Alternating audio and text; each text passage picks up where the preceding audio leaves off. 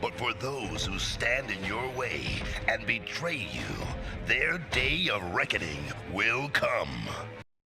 Hey everyone, welcome back with a Beano Mac, where today we're going to continue our playthrough of WWE Day of Reckoning 2. Well, look who it is. Kai, long time no see. The hell's going on here? That's right, never thought you'd show your face on Raw again. What the hell are you doing here? What am I doing here? I know what I'm doing here, god damn it. Look, I don't have time for you three punks right now. I'm here to find Stacy. I've got to talk to her. Come on, man. She doesn't even return your calls. If you're smart, you'll stay the hell out of my way. Whoa, hold on a second there, Junior. What's that shiny object you've got with you? Oh, shit. This is not gonna end well, is it? Why, it's the United States title. Has anyone reported it missing? You know, you do seem to have, shall we say, a reputation for petty theft, after all.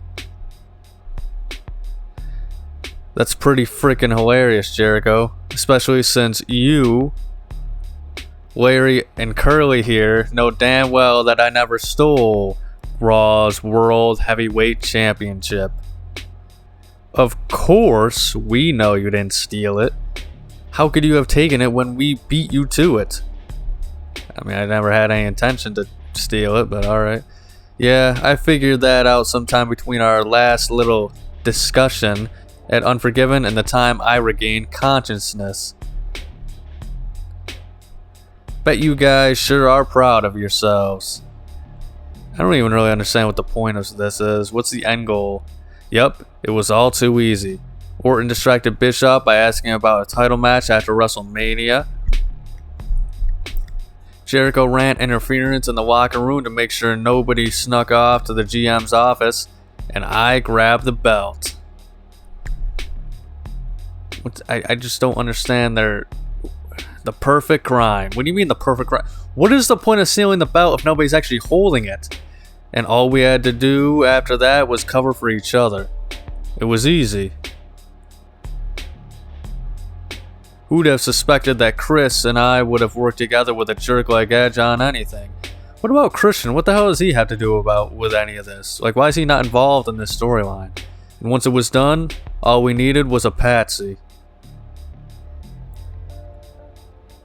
And the highlight reel was the perfect place to create a fall guy. Why are they just explaining their evil villain plan to me anyway? You're so clueless, you probably didn't even notice that every time I defended you... Yeah, I'm gonna have to explain my thoughts on this after the cutscene. It just got more people talking about how you were one of the only suspects. You were the perfect mark, Kai. And you can thank that idiot Triple H for paving the way. I mean, I think everybody knew Triple H would have blamed me. That blowhard diverted attention from himself by pointing out that you had the most to lose at WrestleMania if you lost your title match. Yeah, I guess. Once you injured him, he wasn't around for anyone to accuse, and you suddenly became everyone's prime suspect. Yeah, that's another blame part of the story. After that, all we had to do was plant little seeds in the locker room and cast doubt on your alibi. But I think we saved the best plant for last.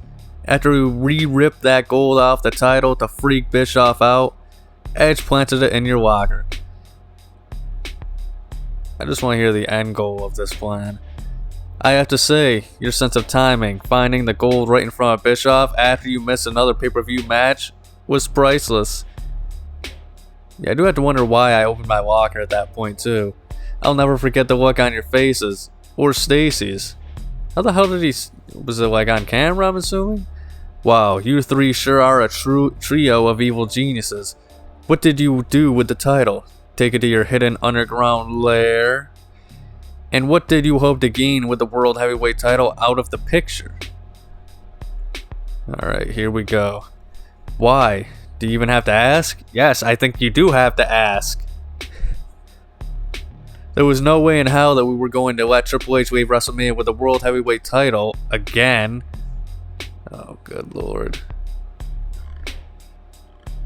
Triple H has screwed each and every one of us out of that damn title. So why not just work to kick his ass and take it from him instead? Hell, that cerebral ass clown screwed me out of it a month before WrestleMania. I made him tap and everyone saw it. And when Evolution fell apart, who got the World Heavyweight title match? Me, the Legend Killer, the future of this business. Of course not. It was Triple H. So we decided that until Triple H was off Raw, so was his precious title. Okay. He was off Raw. And you thought he'd just leave? If he's so obsessed with being the World Heavyweight Champion, why wouldn't he just stick around until the title turned up and claim it again? Yeah, because Triple H is known for his patience, right? Jeez. Get a clue. We figured he'd get sick of waiting and jump to SmackDown at the first opportunity to go after the WWE title. I guess that's sound logic to a degree. And get the hell out of our lives once and for all. Okay, that's not going to happen. I need to win the WWE title if I'm going to. What? What do you mean you need it? Nothing. Forget it. Well, wouldn't that be ironic if old Hunter went to SmackDown to hunt for a new title? It could come down to you and him again, Kai. Oh boy. Only maybe there'd actually be a title match this time. Look, I don't care what you do to my reputation. I can take it. And I can certainly take you. But all I care about now is Stacy. I suppose you guys were just using her the whole time to turn her against me. That's low. Even for you. Using her? A looker like Stacy? No way. I mean, yeah, getting your only alibi to doubt your story was key. But let's face it. Her dumping you like a truck full of moose crap was the icing on the cake. Now that she's single again, she's been a little more receptive these days, if you know what I mean. Oh gosh. That's it. Wait until I get my hands on you, you sorry son of a... Hey guys, hold it. Someone's coming. Is that the coach? Hey, look, it's Kai. What's he doing here? Yeah, didn't Eric Bischoff ban him from Raw? He's got no business here. Look at the coach in the background. He must be here to steal the Intercontinental title and bring it to SmackDown. Get him! There I go, getting my ass kicked yet again. I mean, what the hell did I think was gonna happen anyway? Like, did Kai actually think he was gonna take everybody? Uh-oh, velocity. This isn't good. Now you listen to me, player. You made a big mistake by going to Raw this last Monday. They take my United States title. I told you, forget about Bischoff and forget all about SmackDown giving a Raw superstar a shot at the WWE title. I know, Teddy. I didn't go to Raw for any of that. I just went to find Stacy. I didn't intend to get into a fight. I didn't have a choice.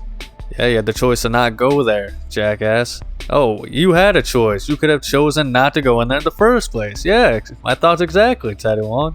And look at you now, dog. You got a beat down for your trouble. And you never did find your girlfriend, did you? You are a sorry sight if I've ever seen one. Yeah, it's pretty pathetic. Well, you should see the other guys. Oh, yeah, alright. That's just it, player. I did see the other guys live on Raw kicking the hell out of a SmackDown superstar for the whole world to see. You feel me? I didn't even land a punch. But Teddy, it didn't exactly go down like that. Yes, we all seen that's exactly how it went down. I don't care how it went down, but speaking of down, player, I'm sending you down.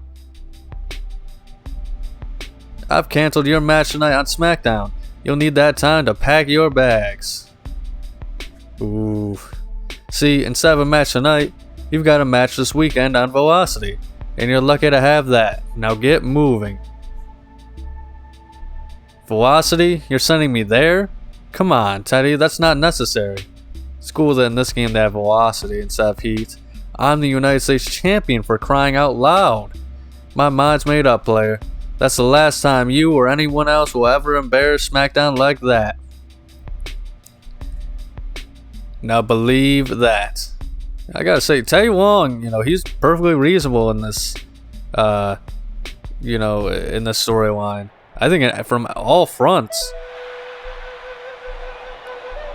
But, wow, Kenzo Suzuki. See, they had an opportunity to pick, somebody else, like Carlito or like any other mid-cutter, and they go for somebody that we already fought. That's kind of lame in my opinion. I just really want to fight Carlito. I want to see what he has to say in this game story mode. But, yeah, as far as that whole thing that just happened going down, first off, I mean, like, A, why has nobody ever questioned those three are always just hanging out in the parking lot? Like, even if nobody else is down there, somebody at some point, like, it's the parking lot. People have to see them just hanging out down there at some point together. On top of that, Teddy Long said that he's seen the beatdown that I received on Raw. So, I mean, when do the cameras start rolling? Why is it convenient that, we didn't hear their supervillain speech, but they see me get my ass kicked? Like, I don't know. That's a little bit of a plot hole there, I feel like, unless if they actually bring that up later on, which I'm on Velocity, so it's kind of silly if to bring it up later on. On top of that as well, like, I don't know, it's kind of lame. I like the world title mystery and stuff like that, but it's kind of crazy to think that 3 people are behind it, and it's all because, like, they made it more about Triple H from the sounds of it than the World Heavyweight title. Like, really? Oh, well, we can't beat Triple H, so we're just gonna, we're gonna admit defeat, steal the title, and wait until he leaves to the other brand? Like, what? Did Triple H write the storyline for this game? That is just outrageous. Like, wouldn't it make more sense for them to have just, like, teamed up and, formed an alliance to kick Triple H's ass? I mean, that's still, like, 3-on-2 with Ric Flair, involved on Triple H's side.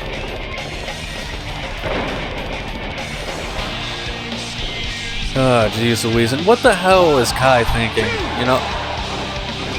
I think at this point it's clear as day that, jeez, right into the ref.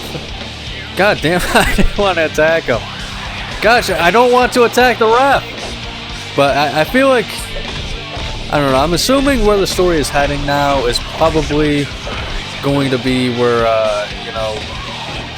me and Stacy reunite at WrestleMania or whatever.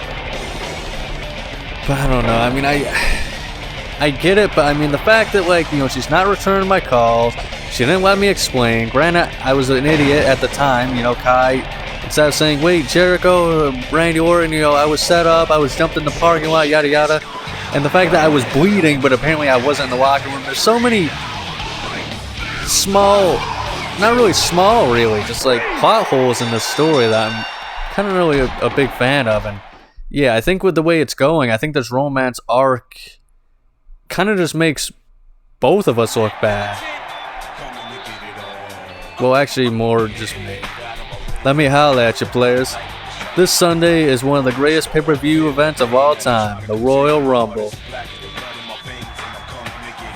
Do I get to be in it?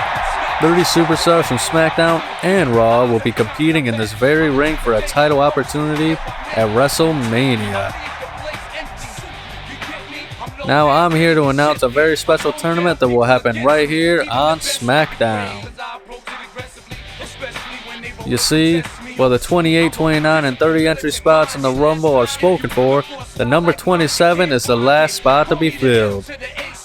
I don't need to tell you the advantage a superstar would have if he entered the Rumble in the 27th spot. he might only need to outlast 4 or 5 other superstars to win. Has anyone ever won in the 27 spot? So tonight we are going to have a little tournament to see which SmackDown superstar will earn that spot on Sunday. Anyone who doesn't have a title can sign up on the sheet outside my office. Good luck, players. So I'm assuming I'm excluded from this, or is there going to be a cutscene where I can strip myself of the title to go on there? No, I still have the title. Why do I get to go for like a tournament spot? I don't know. It's also interesting that wrestling games utilize tournaments a lot. Once the King of the Ring ended in like 2002, the WWE apparently just, I guess Vince McMahon just never liked tournaments for whatever reason, so they kind of stopped for the most part. You know, it's just every couple of years you would see another King of the Ring tournament pop up, but I think they're a lot more common nowadays.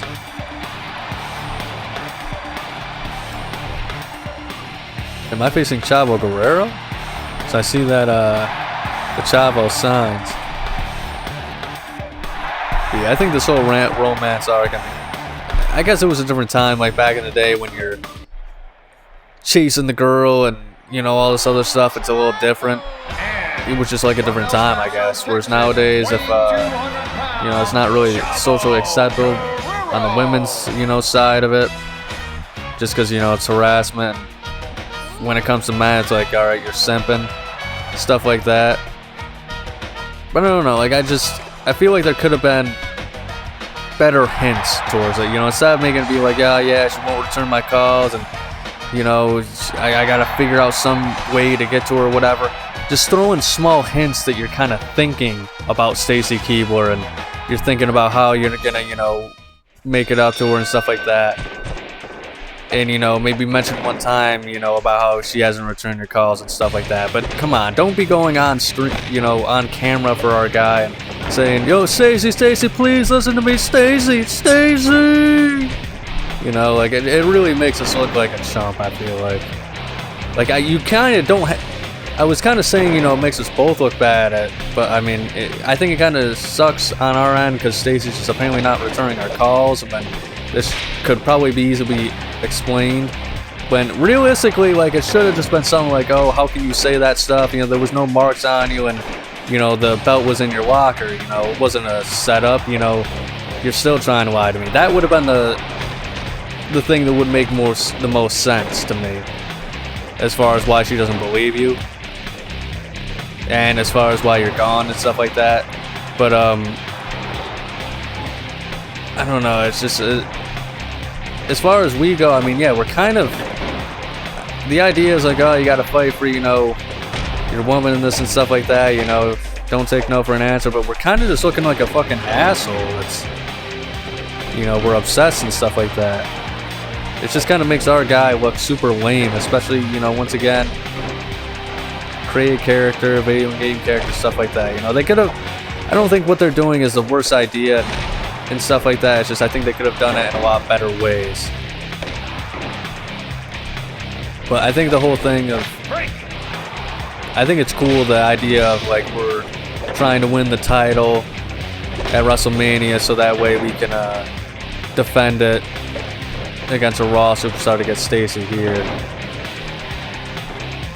You know, I think that's a pretty cool aspect of it. But then again, I also have to think about this, like, these are like Raw or WWE Ruthless Aggression era storylines, so, you know, the story overall has been pretty solid for the most part, but I mean, I don't know, man. I mean, it's just kind of the reasoning. I feel like it's kind of starting to really fall apart a little bit, if I'm being honest. Just in some aspects. It's still a good storyline, but the reasoning for the world title going missing, and for God's sakes, you know, the Stacy simping and stuff like that. It's just a little, we'll see how it resolves, I should say, because I mean, I think a big issue of modern WWE that a lot of people have is, like, they'll see a storyline going in a direction they're not a big fan of, and they'll kind of, you know, oh yeah, the storyline sucks, shit, and stuff like that, and then it actually kind of turns into something a little bit better. You know, that's probably the case in this particular case, I should say. So, you know what? I should probably stop my bitching and see where this goes. Maybe there's more to the story we don't know. Maybe there's a bigger, a swerve at the end where we're not seeing coming. Knowing how this game's storyline has progressed, though, it's probably, Triple H and Stacy Keibler have been working together this whole time, and Stacy Keibler was just using me or something stupid like that so she could get to Triple H and the real man of the company or something stupid like that. But man, we're facing Heidenreich again. I mean, it wasn't even that long that we fought this guy. Maybe the roster's just not as big as I thought, honestly. But we did face Chavo, he was unique. Yeah, I can't really think off the top of my head who I could face for this tournament that we haven't already, but I feel like there's got to be a few people there. Plus, wouldn't it make sense for me to face main eventers? Like, I feel like somebody like Booker T or something like that would have been a little bit more appropriate.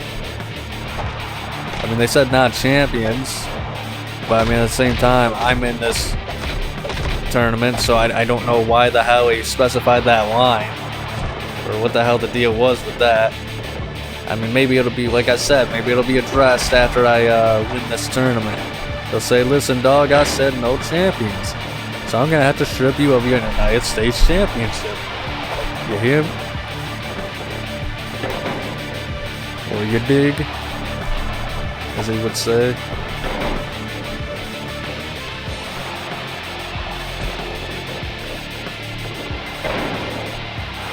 I remember when I got hit on that with that move on the freaking concrete at the parking lot. Read me a poem? Jeez, even at the time they knew how infamous that freaking promo where Heidenreich presses freaking Michael Cole in like I think the bathroom like stall or some shit like that. Just reads him a poem. Like how terrible that was. I feel bad for Heidenreich. Apparently he's a pretty cool dude in real life. It's crazy to think, I can't remember what year it was, if it was WrestleMania 21 or if it was WrestleMania 22. I think it would be 21, in which they were going to have the Brothers of Destruction reunite, and they were going to face Snitsky and Heidenreich, because they had that one segment, I think like on a Raw or something like that, which I think, like Heidenreich and Snitsky walk into each other, and there's like, I think Heidenreich's like, hey, I like what you do to babies, and I think Snitsky's like, yeah, I like your poetry, or something stupid like that. And like, dude, it's a good thing that didn't happen, because I mean, come on. I don't think the idea of having the matches like that, was a bad idea, but I mean, come on. How we were ever supposed to take seriously the Brothers of Destruction reuniting when they were reuniting against goofiness like that?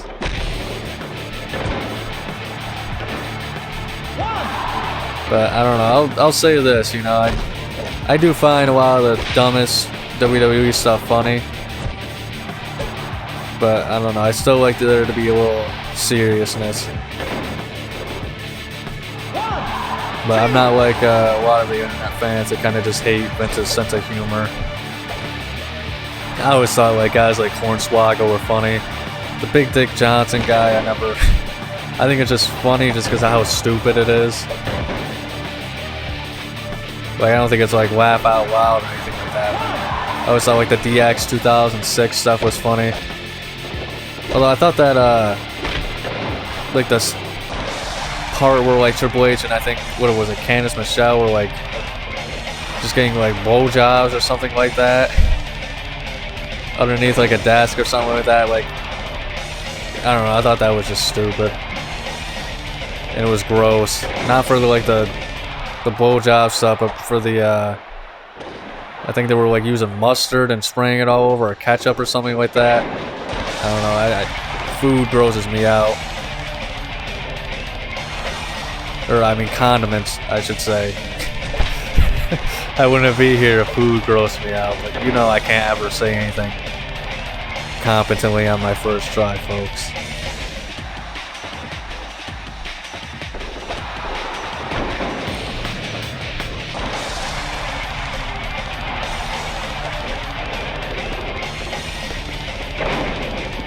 Also, speaking of the DX 2000 stuff, I think it was actually right before. I thought that fucking God storyline, and this is coming from a guy, you know, grew up religious and stuff like that. I thought that God storyline with Shawn Michaels, it was just the dumbest shit. It's kind of like how I feel like on the Heinrich and Snitsky storyline, like, you know, this is HBK, he deserved a little bit better, but that side was Vince McMahon. So, I mean, I think it was, you know, a very funny storyline for what it was. Especially the part where he just had the spotlight coming down the ramp. That shit was, you gotta laugh at that stuff, it's just stupid. Now hold on just a minute there, son. You may have beaten a human chia pet and a poetry reading basket case to get this far, but this here's the end of the road. I was wondering when he was gonna show up. Wasn't even in the last game, which is crazy when you think about it. And that's because your opponent in the finals is me. Let me remind you just who I am. I am John Bradshaw Layfield. I am a successful stock analyst. I am a captain of industry. I am a best-selling author. I am a former and future WWE champion. Surprised he isn't, you know, using the "oh, you're a champion" clause on me. I am, by all accounts, a wrestling god. Now look here, guy. You seem like a reasonable man. Let me make you a proposal. How's that? What say you take the rest of the night off? I mean, think about it. You're playing with house money. Why not just quit while you're ahead? What do I get from this? The fact is, you've had a great showing in this tournament tonight, and nobody can take that away from you. You're still the United States champion. You've got nothing to hang your head about. Just walk away. There's no shame in that. I guess he's kind of got a point, but not our point. I mean, you'll still be in the Rumble, right? If you leave now, you'll be sure to get to Sunday on a winning note. Yeah, no thanks. Hell, tell you what, I'll even consider you for my first defense of the WWE title once I win it back at WrestleMania. Oh, geez. There is something for us in there. That's a great offer coming from a businessman like JBL. You've got nothing to lose, and let's face facts. You've lost a lot already this year. The World Heavyweight title, your job on Raw, the WWE Tag titles, and your girlfriend Stacy. Well, technically we're in January, so it's a new year. Jackass. So you see, I'm giving you a chance to be a winner for a change. You'd be half crazy not to take it, so come on, what do you say? Well, I'd say I'm probably half crazy, JBL, because you can take your offer and shove it. Ooh. You claim to be a wrestling god. Your little dog and pony show makes me want to pray to the porcelain god, if you catch my drift. What? I don't catch your drift. I need that WWE Championship more than you know. I feel like our insults don't make sense half the time. And there's no offer a 10-gallon goofball like you could possibly make that would convince me to walk away now. 10-gallon goofball. Not only am I going to face you for that 27 spot, I'm going to do it right now. Does my damage carry over?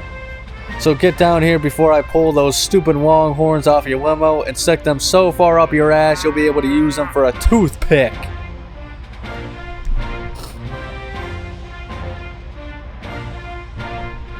You know, we might as well make this a hardcore match.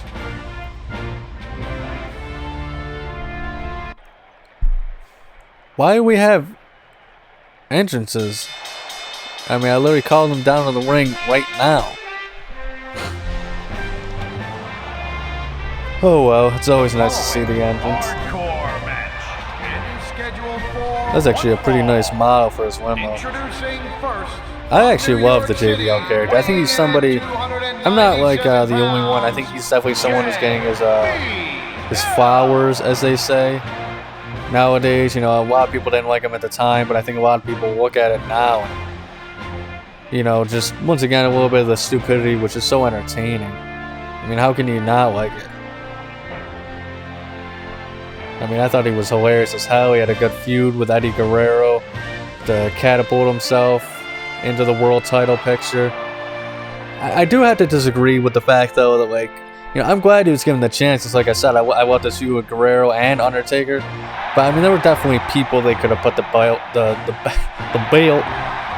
belt on instead of JBL, you know, to take it off of Guerrero. 100%. But once again, I'm glad they put it on him because there was some good stuff there. His feud with Batista was pretty cool as well. It was an okay feud with John Cena in his cabinet.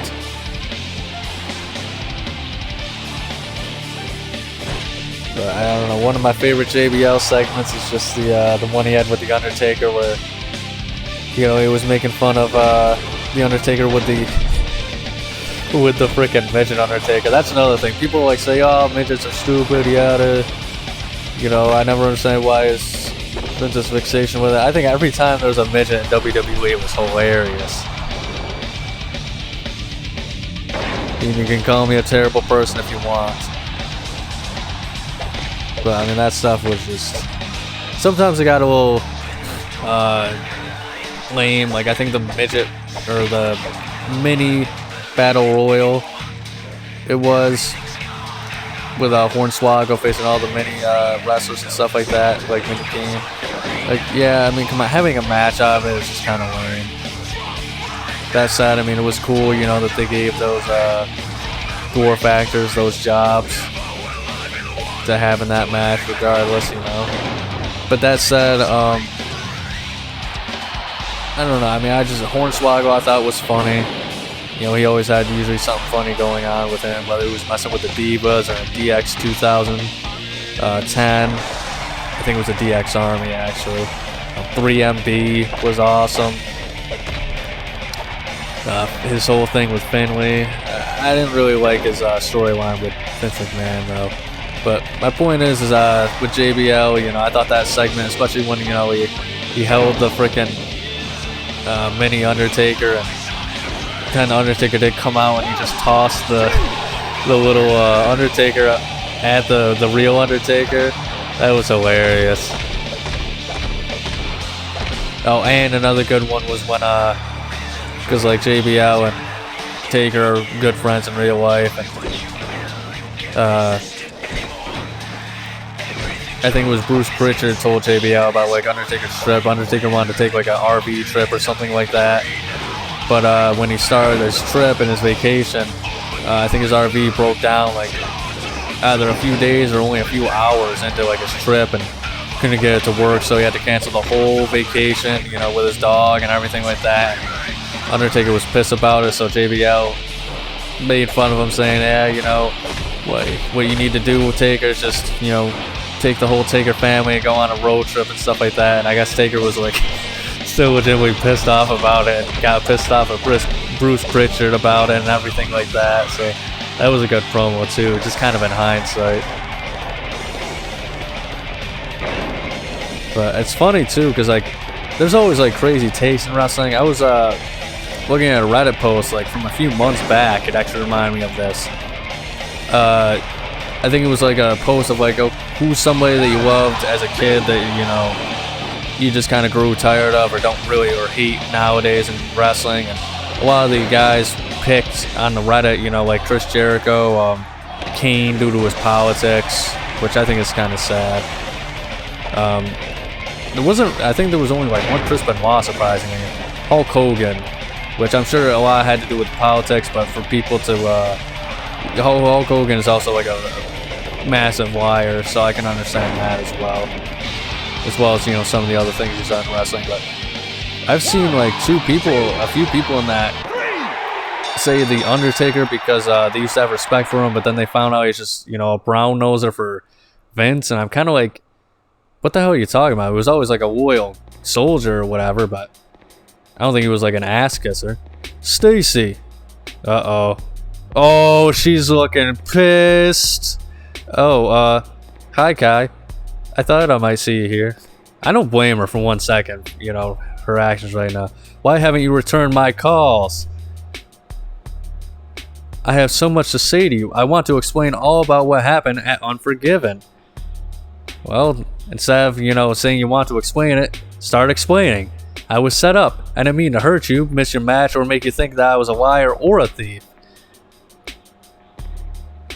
Oh, she's receptive? Stacy, it was Edge and Jericho and Orton. They took the belt in order to keep it away from Triple H. They're all bitter because they think Triple H screwed them over for the belt in the past. I mean, he probably did. They set me up, starting at WrestleMania. Jericho and Orton pretended to be on our side, but it was all just a ruse. At the same time, they believed I was innocent. They were turning the whole locker room against me. And Edge, he worked at you over and over to try and get you to doubt me. I only seen it like once or twice. But by the time that piece of belt fell out of my locker, you had to admit that you didn't even consider that someone could have planted it. Hey, she does have to admit it. No, I didn't. I'm... Oh, jeez. I think she's actually receptive. I don't blame you, Stacy. I just want the chance to clear my name with you. I can't stand the thought of you thinking those things about me. If you thought I was just the right gay guy. The last few months have been rough, but I never gave up hope of explaining everything to you. Look, the truth is, I never really thought you could have stolen the title. Then why the fuck didn't you return my calls? Damn it, she is with Triple H. But you missed my match. You promised me you'd be at ringside. But you weren't there for me. Jesus Christ. That's a lot more important to me than any championship. Okay. Stacy, I fully meant to be there. Good lord, I never asked you to be down in my matches. Bischoff, he told me that if I didn't find the belt that night, he was going to fire me. He even threatened to fire you. That is all true. I had to try to find the belt, for both our sakes, but Jericho led me into a trap. He did what? What are you talking about? Yes, explain, Kai. He led me into a three-way beatdown at the hands of Orton and Edge. They knocked me out, and so I missed both of our matches. Yeah, why wasn't she questioning the fact that I missed my match too, you know? And while I was out cold, that's also when Edge was able to plant that gold in my locker. I'm assuming Orton and Jericho cleaned the blood and the scars off of my body. I believe you, but I always thought it was Triple H behind the missing title. I mean, he's always been obsessed with it. Stealing at WrestleMania isn't exactly a stretch. Are you not listening to a thing I'm fucking saying, Stacy? Edge, Jericho, and Orton knew that everyone would point the finger at Triple H. An obvious suspect like him would initially cover their guilt, so they had him marked as their fall guy from the start. But once Triple H began to make his defense, present his witnesses, and list possible motives for me to steal the title. Damn. The locker room started to see the logic in it. I guess that's when I started becoming the prime suspect. But that's all in the past now. Is it? Because I don't think that things have been resolved. Tonight, it's all about the Royal Rumble. This is going to be the most important match I've ever had. What do you mean? I know you want to win the Rumble. Everyone does. But you've had important matches before. Yes, I have. Stacy, I need to know. Do you forgive me? Well, do ya? Forgive you? Of course I forgive you, Kai. Oh yeah, just didn't want to hear me out before, huh? Okay, then here's the deal. When I went to SmackDown, I signed a lifetime contract. Because I knew that there was no way in hell Bischoff would ever have me back on Raw under the circumstances. The problem is, we can't be together if we're on different shows. So I asked Long and Bischoff if there was any chance that Raw would trade your contract to SmackDown, provided we were, back together. Trade me to SmackDown? And what did Bischoff say? He said that there's one thing he'd trade you for: a WWE title defense against a Raw superstar. Since Raw doesn't have its World Heavyweight title, Bischoff wants SmackDown's top belt. That's why I have to win the Rumble tonight. If I win, I'll get a title opportunity for the WWE Championship. That's true. Once I win the WWE title, I can accept a challenge from a Raw superstar. If I beat him, I keep the WWE title. I don't think that's exactly how that works. I think I still need Teddy Long's blessing, right? But more importantly, your contract will belong to SmackDown. I don't know what to say. I thought I never wanted to see you again, but everything has happened so fast. I can't believe that you'd go through all of this just for me. What do you mean? I fucking stalked you and called your phone nonstop for months. Stacy, this title I have now and any championship I ever win from now on is worth nothing if you're not there to share it with me. Aw, so sweet. Go get ready for the Rumble, Kai. I'll be rooting for you. I feel like all we did was just get Stacy Keibler's hopes up now. Like, what if we lost? Think she would have just hooked up with Edge just because she had no other options. That's the way he was kind of making it seem. Oh, but yeah, folks. I mean, for goodness sakes, I don't know about this storyline so far. Like, she wouldn't even return my calls because she was so angry about it, but she wouldn't let me explain. I feel like the first thing I should have said was, hey, I literally got jumped in the fucking parking lot. Like, seriously, the thing that just grinds my gears the most is why would they have me bleed and then just not bleed after the fact? I mean, that was just a dumb part of the game's logic. I'm sorry. That was just terrible logic on the storyline part. Because even if they cleaned me up or whatever like that, I'd still have like stitches and the scars. What, they put makeup on me or something? That's kind of the thing that grinds my gears the most about this storyline, is there should be complete evidence that they kind of had to really stretch a lot of things. There should be complete evidence, that, I was attacked. I should have explained myself better in the moment, all this other stuff, so I don't know, it's definitely, you have to, I guess, just like with wrestling in general, you definitely have to suspend your disbelief. So maybe I should stop bitching about it. But you guys let me know in the comments, what do you think of the storyline so far? Do you think it has its issues? Do you think that, I'm just kind of bitching about it too much? It should be, to quote a game, shut my mouth. Uh-oh. And I should just shut my mouth and enjoy it for what it is, or wait and see how the storyline goes. Because I'd be honest, the more the storyline carries on, the less of a fan I'm kind of becoming of it.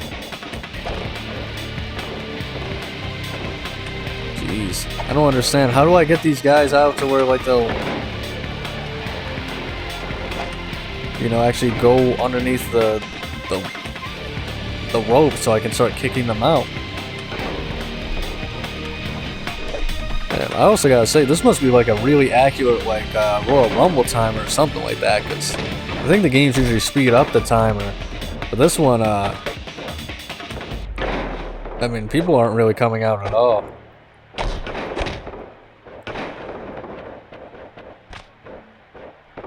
Speaking of which, I've talked about underrated mid-card guys who should have been main eventers. Shelton Benjamin is another one of those. That whole freaking Mama storyline was terrible. It's kind of funny, I guess. It reminded me of Tyler Perry. I don't know what the fuck Eddie Guerrero is doing. Oh, there he goes. He figured it out.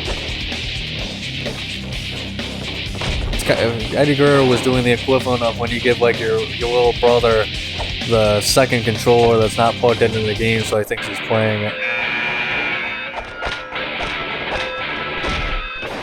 Chris Benoit. That's interesting too. I don't know what brand he's on in this game, but he hasn't been involved in any storylines either. There's a lot of top guys that just aren't involved in the story in this game. It's fascinating.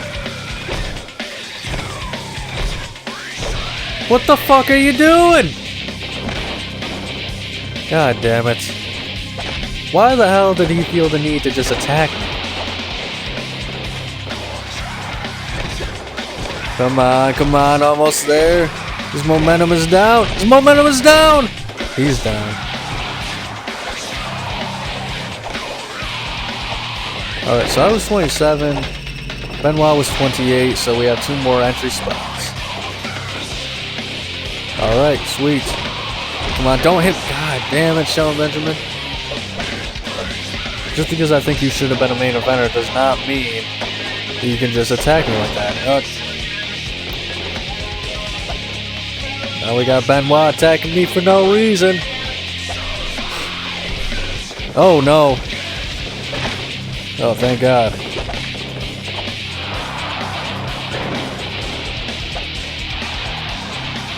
Well, even though it doesn't feel like it should be, this is actually a pretty chaotic match in this game. It's not as bad as, you know, the early SmackDown titles. I do like how they actually, it's a different Royal Rumble type of match. You know, it's about your momentum and stuff instead of, you know, a ring out meter or, you know, God forbid, tossing somebody out and hoping they go out and stuff like that, and hoping that you aren't tossed out of the ring in 5 seconds. I literally in my SmackDown 2 playthrough got the number 30 spot as Triple H, and I was eliminated in like a minute just because of, you know, bullshit. I just suck at those Royal Rumble matches so bad.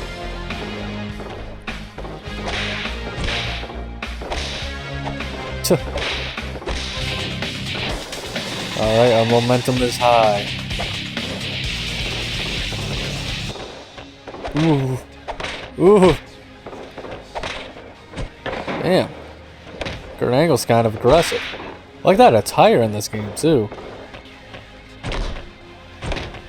I don't think that was ever used later on.